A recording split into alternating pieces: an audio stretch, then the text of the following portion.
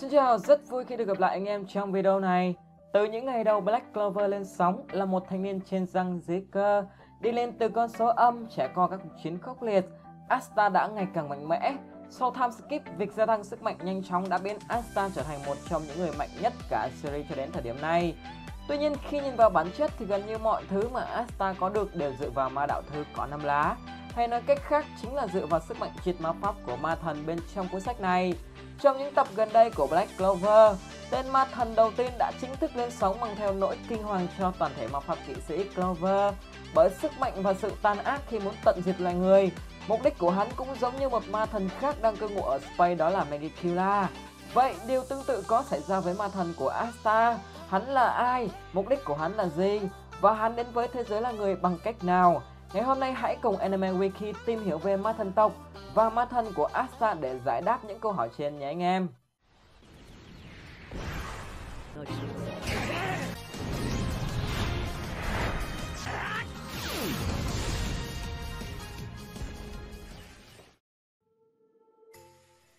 Trước khi vào nội dung chính của video, mình muốn giới thiệu đến anh em ứng dụng hình nền trên điện thoại có tên là Lucky Wallpaper. Một ứng dụng khá là xịn sò khi tích hợp thư viện miễn phí tới 220.000 hình nền các thể loại và được cập nhật hàng ngày, giúp anh em có nhiều lựa chọn để thay đổi phong cách. Đặc biệt hơn, Lucky Wallpaper tương thích với rất nhiều dòng điện thoại thông minh Android như Oppo, Vivo, Samsung, Xiaomi, Huawei. Nếu anh em đang cảm thấy mày làm hình nền của tao quá lâu rồi đấy thì đừng chần chừ nữa, hãy tải ngay Lucky Wallpaper. Sau khi tải phần mềm này về, anh em chỉ việc lướt qua như thế này để tìm kiếm hình nền yêu thích. Sau khi chọn được hình nền ưng ý, anh em chỉ cần bấm vào biểu tượng này để tải xuống và cài đặt. Hãy yên tâm về chất lượng hình ảnh nhé. Tất cả đều có độ nét 3D 4K và không hề có logo đâu nhé. Nếu muốn cài đặt hình nền theo từ khóa, anh em chỉ việc bấm vào tab này và gõ tên chủ đề mình muốn tìm kiếm. Thật tiện lợi phải không nào? Bên cạnh đó, Lucky Wallpaper còn tích hợp tính năng hỗ trợ sử dụng video từ điện thoại, Instagram hay TikTok để cài làm hình nền động cho điện thoại. Anh em chỉ việc lựa chọn video, việc còn lại cứ để Lucky Wallpaper nhé. Đừng quên đánh giá 5 sao cho Lucky Wallpaper nhé anh em. Mình có để link tải ứng dụng ở phần bình luận và phần mô tả video rồi đó nhé. Từ trước đến nay, bóng tối và ánh sáng vẫn luôn đối chọi nhau ngày đêm. Khi con người lần đầu biết đến sự hiện diện của ma thần thì cũng từ đó hàng loạt những thứ liên quan đến hắc ám được phơi bày ra ánh sáng.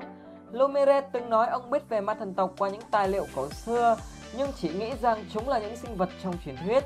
Truyền thuyết của Lumire nhanh chóng đập vào mặt ông khi ma thần xuất hiện, và nước đi đầu tiên của hắn là tận diệt toàn bộ tộc Elf.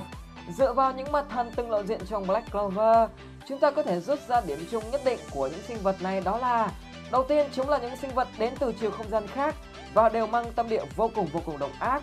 Nhìn chung, ma thần đều sở hữu đôi cánh, cặp sừng, hàm răng sắc nhọn, kết hợp với làn da đen đúa tạo nên sự đáng sợ từ giây phút ban đầu chúng xuất hiện. Chúng ta chưa biết chính xác nguyên nhân vì sao hết ma thần này đến ma thần kia xuất hiện ở thế giới loài người. Tuy nhiên, nếu dựa theo những tiết lộ trước đây của Dorothy thì không ai khác mà chính con người đã đem thế lực hắc ám đến thế giới của họ. Cô còn nói rằng miễn là không có điều gì bất thường, ma thần sẽ không bao giờ có thể xuất hiện. Chính tham vọng, sự ích kỷ của con người bất chấp đánh đổi mọi thứ qua các dao kèo đã mở đường cho ma thần tộc. Trước đây chúng ta từng nghe dòng họ Agrippa nhắc đến dao kèo của họ với Magicula. Tuy nhiên rõ ràng định nghĩa về dao kèo của Dorothy không chỉ đơn thuần như vậy. Bằng cách nào đó, những cấm chú cũng nằm trong số đó. Nó mang con người đến gần hơn với thế giới hắc ám. Trước đây chúng ta từng thấy Lich phải chấp nhận bị biến thành quái vật khi thi triển cấm chú.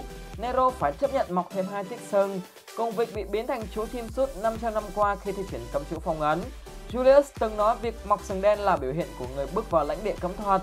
Được kết nối với thế giới tách biệt với chúng ta cũng chính là quê hương của ma thần. Trong chương 197, khi ma thần xuất hiện, Asta đã tỏ ra bất ngờ và nói là thứ quái quỷ gì thế kia, cái tên đen ngòm gớm ghiếc đó. Nhưng ngay sau đó cậu nhóc đã tự nhủ rằng hỏi là thế, nhưng bằng cách nào đó mình đã có cảm giác như đã biết. Điều này có nghĩa là gì? Nó có nghĩa là chính ma thần bên trong Asta có cảm giác quen thuộc đó, hoặc Asta cảm thấy quen thuộc bởi cậu cũng đã từng gặp sinh vật giống như vậy khi thức tỉnh trạng thái hắc hình. Trong trận chiến với ma thần tiền bối, hắn đã nói rằng con ác quỷ đằng kia, hắn đang cộng hưởng với mana của mình ư. Kết hợp điều này với nhận định của Asta ở trên, chúng ta có thể hiểu là ma thần không những nhận biết được nhau mà chúng còn có thể kết nối sức mạnh với nhau theo một khía cạnh nào đó. Khía cạnh mà mình nhắc đến ở đây là gì? Đó không chỉ là khoảnh khắc chúng có thể cộng hưởng sức mạnh với nhau, mà còn là khoảnh khắc hai ma thần có thể giao tiếp với nhau trong không gian của riêng chúng. Vậy tại sao đây là ác quỷ nhưng ma thần của Asta lại tỏ ra thích thú khi đồng loại của mình bị tiêu diệt? Trước đây chúng ta từng nghe ma thần tiền bối nói rằng hắn đến từ chiều không gian có tên là địa ngục. Để giải thích điều này, mình đã tìm hiểu một chút về những truyền thuyết được Tabata lấy ý tưởng để xây dựng nên Black Clover. Một thế giới được lấy ý tưởng từ phong cách Tây phương gồm 4 vương quốc dựa trên 4 sắc bài trong bộ bài Tây. Hệ thống tứ đại tinh linh được lấy ý tưởng từ 4 tinh linh trong truyền thuyết Elemental gồm hỏa tinh linh Salamander, thủy tinh linh Undin, phong tinh linh Sif và thổ tinh linh Gonome. Thậm chí dòng họ có liên quan đến Megicula Agrippa, được Tabata lấy ý tưởng từ Cornelius Agrippa, một nhà huyền học nghiên cứu chuyên sâu về quỷ, và ông cũng đã đưa ra hệ thống phân loại ác quỷ. Đó là tác phẩm mà Astaroth được xếp loại là những con quỷ cao cấp nhất. Tại sao mình lại nhắc đến Astaroth? Trước đây khi xây dựng Asta, Tabata đã tiết lộ rằng ông lấy cảm hứng từ Astaroth để đặt tên cho đứa con cưng. Chính điều đó khiến mình nghĩ rằng hệ thống ma thần trong Black Clover cũng được Tabata lấy ý tưởng từ truyền thuyết 72 con quỷ của Solomon. Trong truyền thuyết này, mỗi con quỷ mang trong mình những sức mạnh to lớn khác nhau, và chúng sẽ xuất hiện khi được con người triệu hồi bằng những nghi lễ hoặc giao kèo.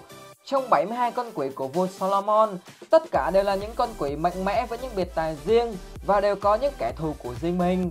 Dù chúng tồn tại trong một thế giới gọi là địa ngục nhưng hầu như không liên quan nhau, và đó chính là lý do vì sao hai ma thần này lại tỏ ra lạ lẫm khi gặp mặt nhau. Tại sao mình lại nhắc đến 72 con quỷ? Bởi nếu ý tưởng ấy được Tabata đưa vào Black Clover thì chắc chắn trong tương lai, việc những sinh vật này xuất hiện liên tục sẽ không có gì lạ lẫm. Vậy ma thần trong Asta có sức mạnh như thế nào? Quay trở lại một chút về Astaroth. Đây là một con quỷ cấp cao, nó được đánh giá là một trong 8 con quỷ mạnh nhất của địa ngục. Astaroth mang trong mình tri thức khổng lồ về mọi thứ, kể cả cách tiêu diệt những con quỷ khác. Hắn còn có khả năng nắm bắt chi phối quá khứ, hiện tại và tương lai. Nếu liên tưởng Astaroth với ma thần của Asta, thì chúng ta có thể nhận thấy hắn cũng có khả năng tiêu diệt những ma thần khác bằng triệt ma pháp của mình. Nếu để dự đoán thêm về những khả năng của ma thần này trong tương lai, thì mình sẽ nói là hắn còn có khả năng chi phối được cả dòng thời gian nữa.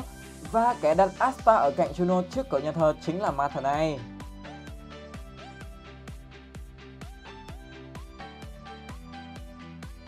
Nếu anh em từng đọc chương 234 Black Clover sẽ nhận thấy vào cái ngày Juno bị bỏ lại ở Hage, không hề có bóng dáng của Asta.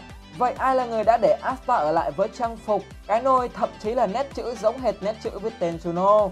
Điều này khiến chúng ta liên tưởng đến việc có kẻ nào đó đã dùng ma pháp để sao chép toàn bộ phục trang, kể cả nét chữ của Juno. Nếu sâu chuỗi mọi sự kiện lại với nhau, mình nhận thấy dường như Asta chính là một quân bài trong ván cờ do ma thần bên trong có 5 lá cậu bày ra. Hắn đã dùng sức mạnh của mình để đưa Asta đến dòng thời gian này, rồi từng bước tiếp cận để hoàn thành mục đích nào đó của bản thân. Việc Asta không có ma pháp là được sở hữu triệt ma pháp không thể là việc ngẫu nhiên, bởi trong thế giới Black Clover, mana là thứ quan trọng nhất của một pháp sư. Mana đóng vai trò như sinh khí của con người. Chúng ta từng thấy con người có thể trở nên già nua, kiệt sức, thậm chí là chết khi bị hút cạn mana trong một thời gian ngắn. Chính vì điều đó, nếu một pháp sư bất kỳ sở hữu mana thì người đó không thể sử dụng được triệt ma pháp. Khi đi sâu vào vấn đề này, mình nghĩ rằng Asta đã được chọn sẵn để sở hữu triệt ma pháp. Vậy ma thần bên trong Asta có mục đích gì? Hắn là người tốt hay là một tên ma thần tàn ác khác? Nếu anh em từng đọc truyền thuyết về Astaroth sẽ biết rằng hắn có một kẻ thù là Thánh Bartholomew, một trong số 12 tông đồ của Chúa Giêsu. Với một thế giới mang hơi hướng phương Tây như Black Clover thì Thiên Chúa giáo và tông đồ không phải là điều quá xa lạ. Chính vì điều này khiến mình nghĩ rằng ma thần bên trong Asta đang thực hiện kế hoạch tiêu diệt kẻ thù của mình, và Asta chính là công cụ để hắn thực hiện điều đó. Một con quỷ kiêu ngạo hung mạnh có một kẻ thù không đợi trời chung thì chắc chắn hắn sẽ tìm mọi cách để tiêu diệt người đó, dù có phải dùng đến thủ đoạn thế nào đi chăng nữa. Điều này cũng hợp lý hóa lý do vì sao ma thần bên trong Asta đã im hơi lặng tiếng suốt thời gian dài như vậy mà chưa thực hiện bất cứ ý đồ gì. Đó chính là vì hắn đang đợi chờ kế hoạch của mình tiến triển, và việc hắn giúp đỡ Asta tiêu diệt Megicula hay giải phóng Space chỉ là một phần trong tiến trình đó.